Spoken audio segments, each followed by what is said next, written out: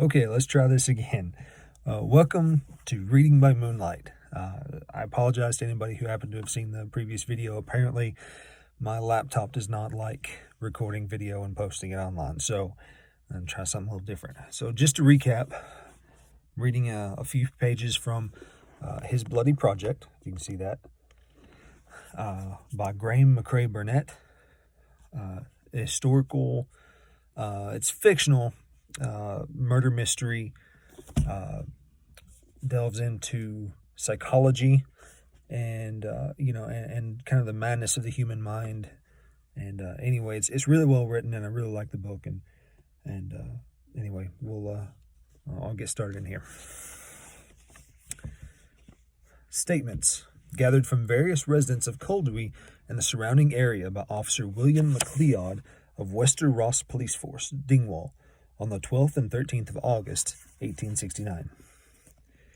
Statement of Mrs. Carmina Murchison, Carmina Smoke, resident of Coldewey, 12th of August, 1869. I have known Roderick McCrae since he was an infant. I generally found him to be a pleasant child, and later to be a courteous and obliging young man. I believe he was greatly affected by the death of his mother, who was a charming and gregarious woman. While I do not wish to speak ill of his father, John McCrae is a disagreeable person, who treated Roddy with a great degree of severity I do not believe any child deserves. On the morning of the dreadful incident, I spoke to Roddy as he passed our house. I cannot recall the precise content of our conversation, but I believe he told me that he was on his way to carry out some work on land belonging to Lachlan Mackenzie. He was carrying some tools, which I took to be for this purpose. In addition, we exchanged some remarks about the weather, it being a fine and sunny morning. Roderick appeared quite composed and betrayed no sign of fretfulness. Some time later, I saw Roddy make his way back along the village. He was covered from head to foot in blood, and I ran from the threshold of my house, thinking that some accident had befallen him. As I approached, he stopped and the tool he was carrying dropped from his hand. I asked what had happened, and he replied without hesitation that he had killed Lachlan Broad. He appeared quite lucid and made no attempt to continue along the road. I called to my eldest daughter to fetch her father, who was working in the outbuilding behind our house. On seeing Roddy covered in blood, she screamed, and this brought other residents of the village to their doors and caused those at work on their crops to look up from their labour. There was very quickly a general commotion. I confess that in these moments my first instinct was to protect Roddy from the kinsman of Lachlan Mackenzie. For this reason, when my husband arrived at the scene, I asked him to take Roddy inside our house without telling him what had occurred. Roddy was seated at our table and calmly repeated what he had done. My husband sent our daughter to fetch our neighbour, Duncan Gregor, to stand guard, and then ran to Lachlan Mackenzie's house, where he discovered the tragic scene. Statement of Mr. Kenneth Murchison, Kenny Smoke, stonemason, resident of Coldewey, 12th of August, 1869.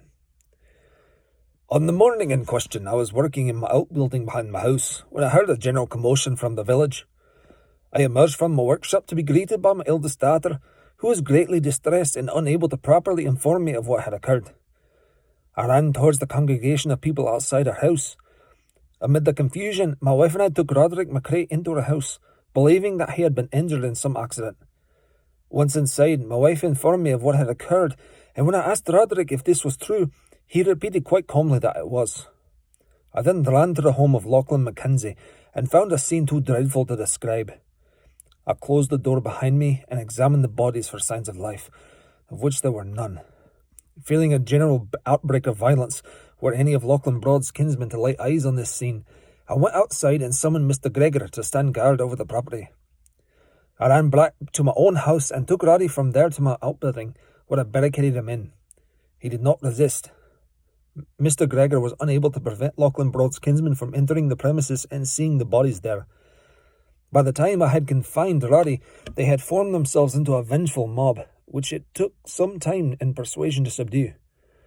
As to the general character of Roderick McCrae, there is no doubt that he was a queer boy, but whether this was by nature or had been brought on by the tribulations which his family had suffered, I am not qualified to say. The evidence of his deeds, however, does not speak of a sound mind.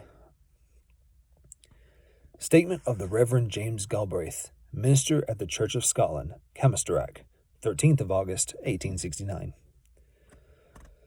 I fear the wicked deeds lately committed in this parish only represent a bubbling to the surface of the natural state of savagism of the inhabitants of this place, a savagism that the Church has of late been successful in suppressing.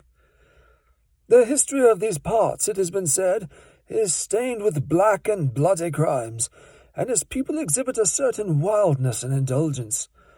Such traits cannot be bred out in a matter of generations, and while the teachings of the presbytery are a civilizing influence, it is inevitable that now and again the old instincts come to the fore.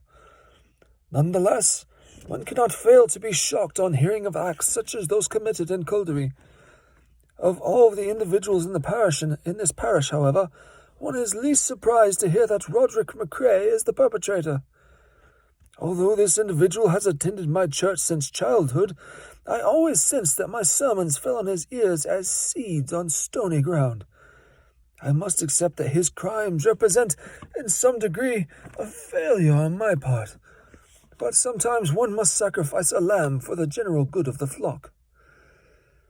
There was always a wickedness, easily discernible, about that boy, which I regret to say was beyond my reach. The boy's mother, Una MacRae, was a frivolous and insincere woman. She attended church regularly, but I fear she mistook the Lord's house for a place of social gathering. I frequently heard her singing on her way to and from the kirk, and, after service, she would gather within the grounds with other womenfolk and indulge in intemperate conversation and laughter. On more than one occasion, I was obliged to reprimand her. I am compelled, however, to add a word on behalf of Roderick MacRae's father. John MacRae is among the most devoted to Scripture in this parish. His knowledge of the Bible is extensive, and he is sincere in his observance. In common with the majority in these parts, however, even while he might parrot the words of the gospel, I fear his understanding of them is feeble. Following the death of Mr. MacRae's wife, I visited the household frequently to offer support and prayer. I observed at that time many signs about the place of adherence to superstition, such as have no place in the home of a believer. Nevertheless, while we are none of us blameless, I believe John MacRae to be a good and devout man, who did not deserve to be burdened with such noxious progeny. Statement of Mr. William Gillies, schoolmaster at Camastrack, 13th of August, 1869. Roderick MacRae was among the most talented pupils I have taught since my arrival in this parish. He easily outstripped his fellows in his ability to grasp concepts in science, mathematics, and language, and this he achieved without show of effort or indeed of any great interest. As to his character, I can offer only the most limited remarks. Certainly he was not of a sociable nature and did not mix readily with his fellows, who, in turn, regarded him with some suspicion. For his own part, Roderick behaved with disdain towards his classmates, this at times bordering on contempt. Were I to speculate, I would say this attitude was bred by his academic superiority. That said, I always found him to be a courteous and respectful pupil, not given to unruly behaviour. As a mark of my high regard for his academic gifts, when he was 16 years old, I called on his father to suggest that Roderick should continue his studies and might, in time, amount to something more suitable to his abilities than working the land. I regret to say that my proposal received short shrift from his father, whom I found to be a reticent and slow-witted individual. I have not seen Roderick since that time. I heard some disturbing rumours about his mistreatment of a sheep under his charge, but I cannot testify as to their veracity, other than to state that I found Roderick to be a gentle lad, not given to the cruel behaviour sometimes found in boys of that age. For this reason, I find it difficult to credit that he might be capable of carrying out the crimes with which he has recently been charged. Statement of Peter Mackenzie, first cousin of Lachlan Mackenzie, Lachlan Broad, resident of Coldewey, 12th of August, 1869. Roderick MacRae is as wicked an individual as one could ever have the misfortune to meet. Even as a small boy there was a mean spirit about him, such as one would not credit in a child. He was for many years thought to be mute and capable only of some uncanny commune with his otherworldly sister, who seemed his partner in wickedness. He was generally regarded in the parish as an imbecile, but I myself reckon him to an altogether more malicious creature, and his recent exploits have borne out this view. From an early age he was given to the spiteful mistreatment of animals and birds, and to arbitrary acts of destruction around the village. He had the devil's own cunning. On one occasion, when he was perhaps 12 years old, a fire was set in the outbuilding of my cousin Aeneas Mackenzie, destroying a number of valuable tools and a quantity of grain. The boy had been seen in the vicinity of the building, but he denied responsibility, and the Black McCrae, his father, John McCrae, swore that his son had not been out of his sight in the time of question. He thus escaped punishment, but as with many other incidents, there was no doubt that he was to blame. His father is likewise a feeble-minded individual, who conceals his idiocy behind a zealous adherence to Scripture and a cringing deference to the minister.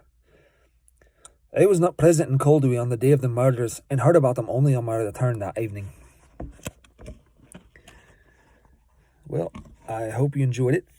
I do really, myself, I really enjoy this book, and it's always fun to read in a different accent, and and kind of, I don't want to say show off, but that was kind of fun. But anyway, hope you enjoyed it. If you have any suggestions for books to read in the future, or if you have any feedback, feel free to drop a comment or an email. Let me know, and I'll see what I can do with that. See you later.